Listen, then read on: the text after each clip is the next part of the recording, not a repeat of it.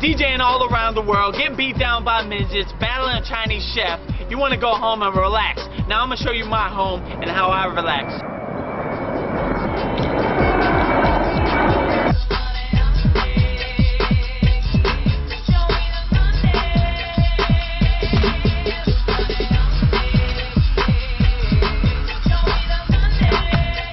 This is DJ Domination. I want to welcome you to my world. We're going to go over in the house. I'm going to show you what happens in the daily life of DJ Domination. You know, I'm going to give you a grand tour of the house. So come on, let's go inside.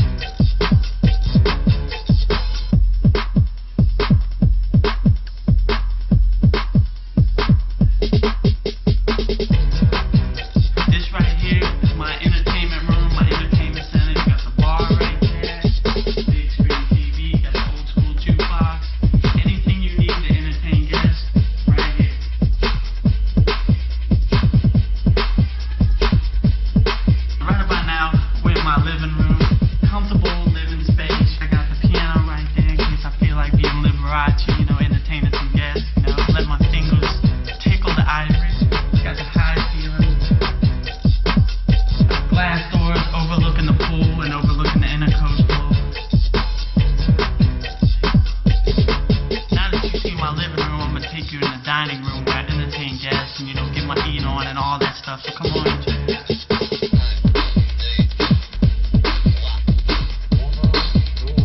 Here's my formal dining room. Here's where we get down, eat a little food, you know, entertain some guests. You know, nice, formal, traditional dining room. Here's the kitchen where we eat. This is the servants' quarters, the housekeeper. That's where they stay in here. This right here is the refrigerator.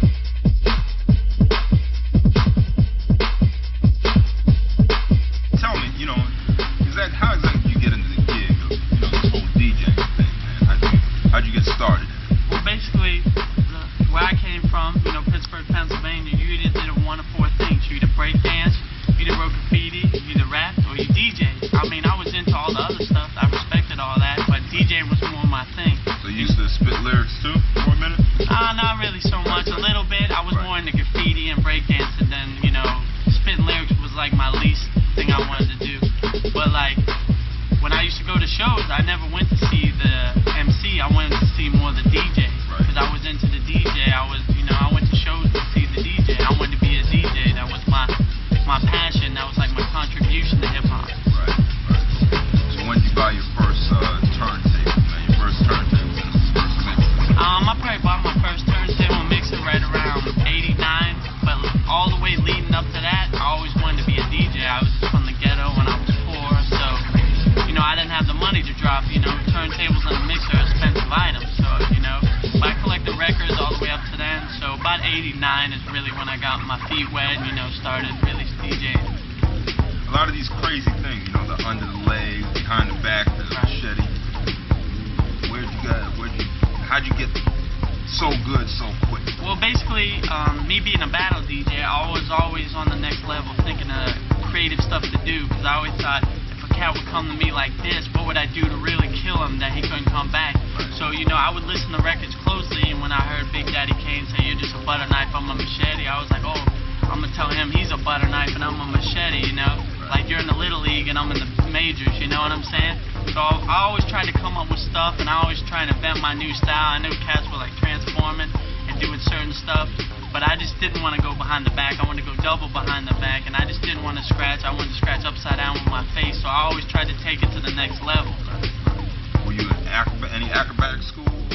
No, I never went to acrobatic school, but I was just so passionate about DJing that when I was like, damn, if I went upside down, I'd really kill him. So I put the effort to learn how to go upside down, you know. I wasn't no gymnast, no handstand artist before that, but I was just like, yo, if I go upside down and do a handstand, there's no way they can come back. So I took the time how to learn it, you know, I practiced it so I could do that and really kill them. What's your future? Where do you go now? You looking to do like compilation albums, like Funk Master Flex next? What's next? My future, I like putting out videotapes because not only is my thing audio, it's also visual too. So I feel video is probably the best medium to get my gift out there, you know what I'm saying? They get to see me upside down and hear me scratch with my face. So I'm into making videos, you know, stuff like that. Who knows, you know, I like to spread my chips out. They no telling, you know?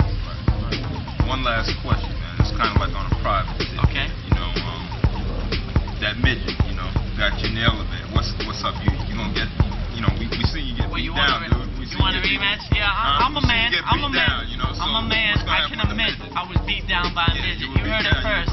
Domination was beat down by a midget. You heard? I'm a man. I can take my beating like a man. You gonna take the ass beating? No, yo, I see little shorty on the street. It's on, you know. I'll split him back, you know, whatever.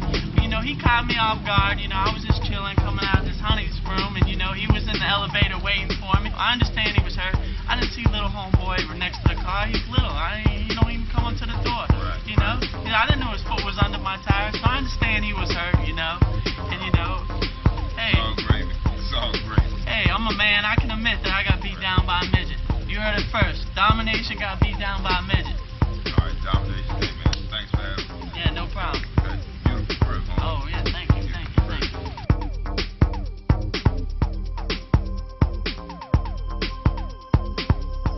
Yo, this is DJ Domination. Thank you for coming to my crib. But right about now, you got to go.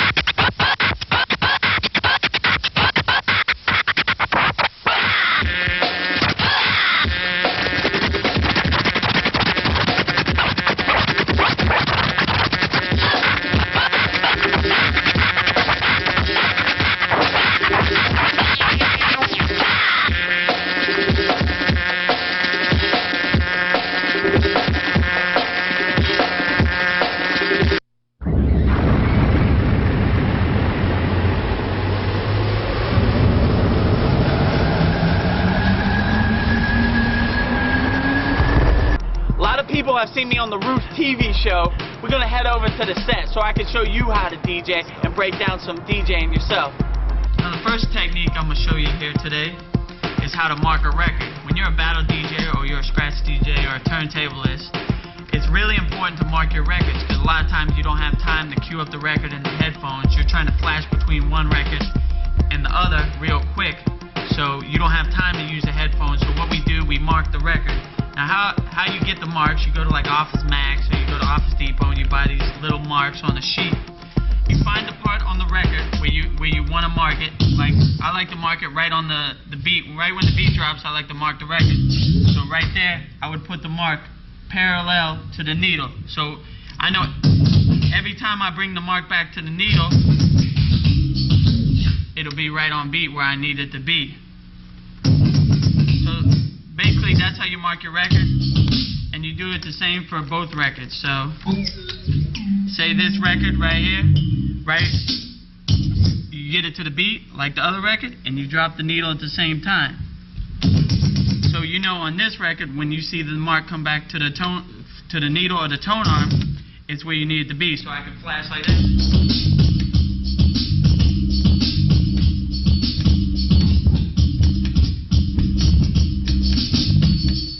And that's basically how you mark the record, you know? It's a simple technique, but it helps you a lot when you're a scratch DJ or a battle DJ or a turntablist. Basically, there are a couple different styles of scratching. I'm going to show you a few. There's one which is called the baby, which is basically the most basic of all scratches. It's like you don't really add too much, no fader in really. You just basically move your hand back and forth to get a scratch like that. The other one is like a rub, which is really like a slow baby, but you add the fader in it. The rub is just really like a slowed down version of the baby. And the other one is a stab, which basically the stab you add the fader in to you kind of.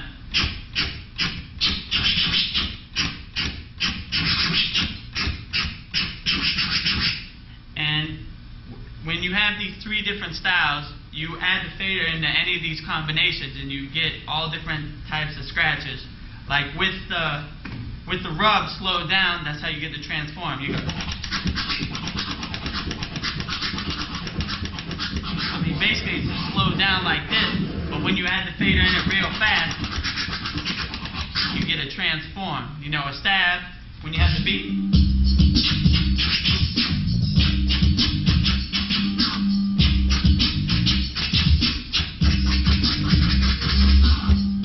That's how you get a stab, you know. A stab works better over the beat, but a transform basically will work over anything. And you know, a baby, you could, you know, when you're a beginner, you do the baby and you just ride the beat.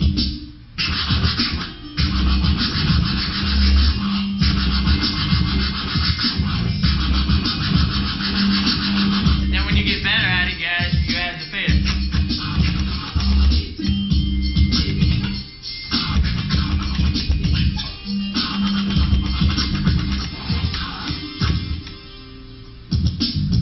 So that's basically how the different scratches work out. The baby, transform, the rub, and you know, the stab. When you add the fader into any of those basic techniques, you can have any number of variations, and all the other scratches come from those basic three right there. So once you get those down, you can add the fader in, and you can use your own creativity and your own style to create your own scratches. Now there are three main styles in being a battle DJ or scratch DJ or a turntablist. Number one was scratching, which I just showed you a little bit about. Now, so come on, let's go inside.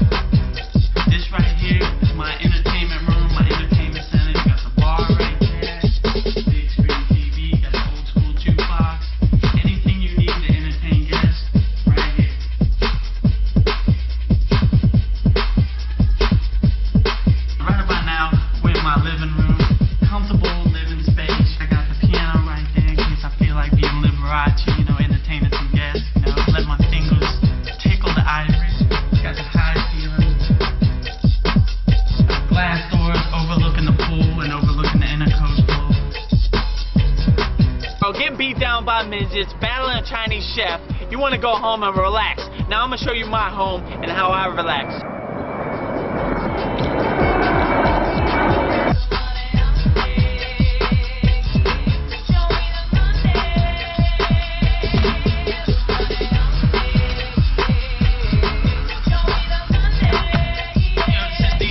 Domination. I want to welcome you to my world.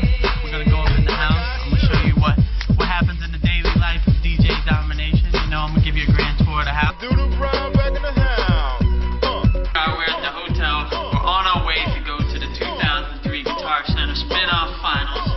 I'm on my way. I'm going to the lobby to meet with all the other DJs and head on over to the House of Blues. Come on with me. If the midget's there, all bets are off.